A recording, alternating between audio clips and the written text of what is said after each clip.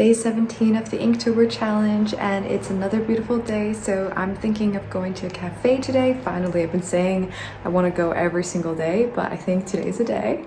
I'm gonna go to a cafe and play around more with my new Wacom tablet. I'm obsessed. And then tonight I will be attempting the prompt salty. Quick recap of all the words that we've done so far: gargoyle, scurry, bat, scallop, flame, bouquet, trip, match, nest, crabby, eagle, forget, kind, empty, armadillo, foul, I don't know how to pronounce that, and now we're on salty. I am wearing way too much for this weather. It's actually really warm outside. So beautiful. After walking for ages, I ended up going back to the cafe, which was only 1 block away from the apartment. This was the best I could do in terms of figuring out a position, which was actually good for my posture, maybe? It is time, guys. It is time for the word of the day. Salty. Are you feeling salty? Are you feeling sweet, bitter, spicy? It's kind of cool how we use taste to describe feeling states.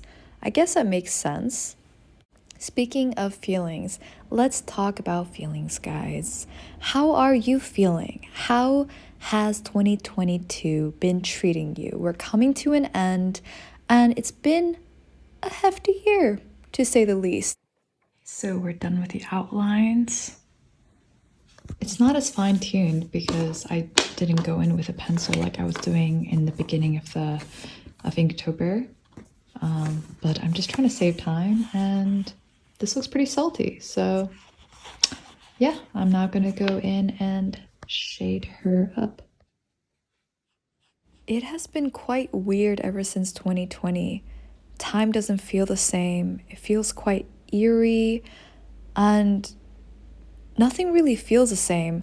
I feel like the last 2 years went by really fast, but were extremely confusing the entire time. So it didn't necessarily feel like it was going by fast when it was happening, but now looking back, it's like I blinked my eyes and now it's almost 2023, which is insane.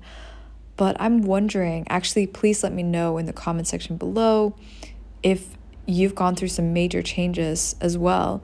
But I'm wondering if most of us are still processing what happened in 2020 or the consequences of 2020 in our own personal lives, and perhaps, on a greater scale, just so much is changing. And I know a lot of people who are moving homes, who are moving countries right now.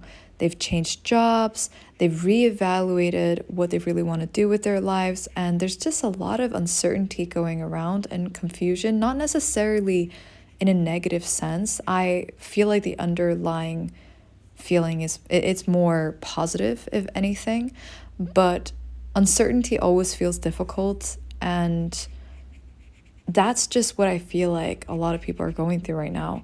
I'd love to know if you relate to it. I certainly do. This whole year has been me confronting all the uncertainties that I didn't see coming at all in my life. It completely just it just happened, and life happened. And now I'm finding myself seeing everything quite differently, reassessing and reevaluating pretty much everything that I had previously built. And it's interesting because, like I said, I didn't see it coming, and I'm wondering if it's been that way for you guys, or if you were the one perhaps actively making the changes yourself. What is your main takeaway this year? If you were to summarize your year, how does it look like? What would it be in a sentence if you were to summarize 2022 for you? And what have you learned since 2020? I think this is basically the question that I'm asking myself, and it's sort of interesting to really ponder on those questions when perhaps we are still facing uncertainty, because maybe we can gain some more clarity by asking ourselves those questions. And are you feeling salty about this year, or are you feeling sweet about it, or bitter perhaps? You know what it means when I start writing my name. It's coming to an end. Well, usually sometimes I add some edits to the drawing, but not this time. Okay, when I saw the word salty this morning, I did not think I was gonna do something super weird, and yeah, it's very interesting that this just came out of me. That's the final result. I just went with it, I guess. Okay, I know that I said that I was finished, but I couldn't help but add more. So I just felt like I could do more to this. So here it goes. Okay, now it's actually done. I'm way happier with her now. I added some final touches and she just looks complete. I can definitely tell that making a drawing every single day using these really random prompts that are not, whoa, that almost went into my eye, that are not my choice, takes a toll, you know, and it was very exciting at first. I think I'm definitely getting to a point of like, I'm pushing it off to the last minute and not so excited about doing it. So I've been doing this for 17 days. I mean, good job to me.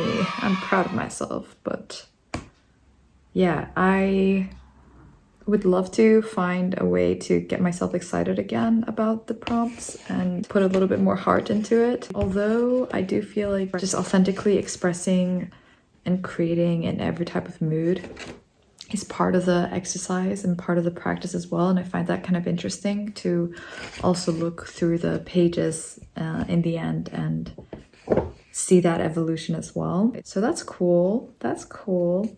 Anyway, if you enjoyed this video and enjoyed my interpretation, you should definitely subscribe to my channel to stay notified when I make new videos. I'll see you in the next video. Ciao!